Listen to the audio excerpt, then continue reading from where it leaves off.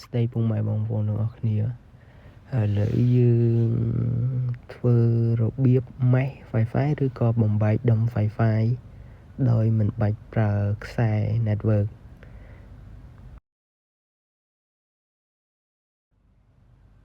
អញ្ចឹងដំបូងយើងចូលខ្យល់ Wi-Fi ដែលយើង config ថ្មីដុំ Wi-Fi TP-Link ហើយ password វា default admin ហើយចុចសញ្ញាភូនដែលខ្ញុំចុចហ្នឹងទៅបង្ហាញហ្នឹងទៅ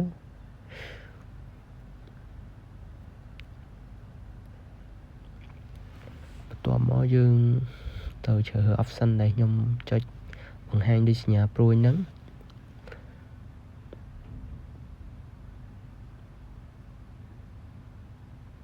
នេះវាងាយស្រួលបន្ទាប់មកយើងជ្រើសរើសWi-Fi ណាដែលមានអ៊ីនធឺណិតដែរឬក៏យើងចង់ share មកអញ្ចឹងខ្ញុំវាយ password Wi-Fi ដែលខ្ញុំមានខ្ញុំវាយ password ហ្នឹងហើយប្រភេទនេះងាយស្រួលមែនទែនមកចាំយើងរត់ខ្សែញ៉ៃទេយើងចុចមក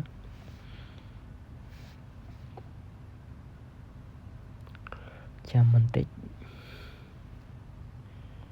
អូខេតិចទៀតអូខេបងប្អូន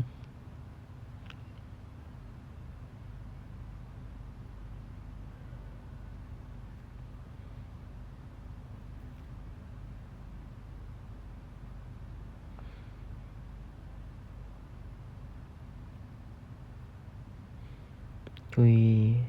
subscribe channel ខ្ញុំផងដើម្បីបានចំណេះដឹងថ្មីអ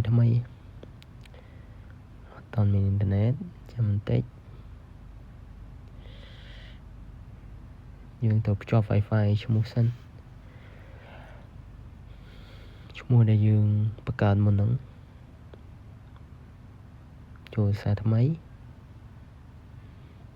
ចុចសញ្ញាហ្នឹងមកហើយឈ្មោះ Wi-Fi router ថ្មីដែលបង config ហ្នឹងបងដាក់ឈ្មោះអីខ្ញុំដាក់ tested ហើយ password ហ្នឹងចុចចាំបន្តិច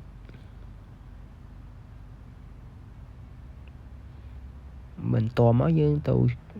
ឆែកមើល Wi-Fi យើងដាក់ tested មុនហ្នឹងយើងទៅឆែកមកឥឡូវខ្ញុំជាប់ Wi-Fi ឡាយផ្សេងទូរស័ព្ទថ្មទៀតហូបពាក្យ tested នៅអូខេឃើញហើយយើងចុចមកឥឡូវយើងធ្វើការវាយ password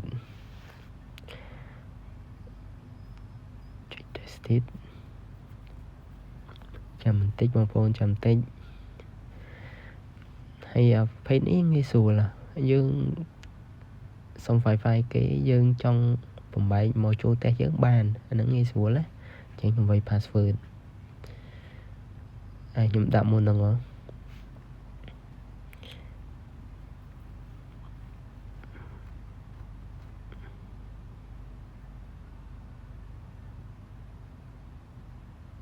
នេះអូខេហើយប្រភេទនេះងាយស្រួលមែនទែនហ្មង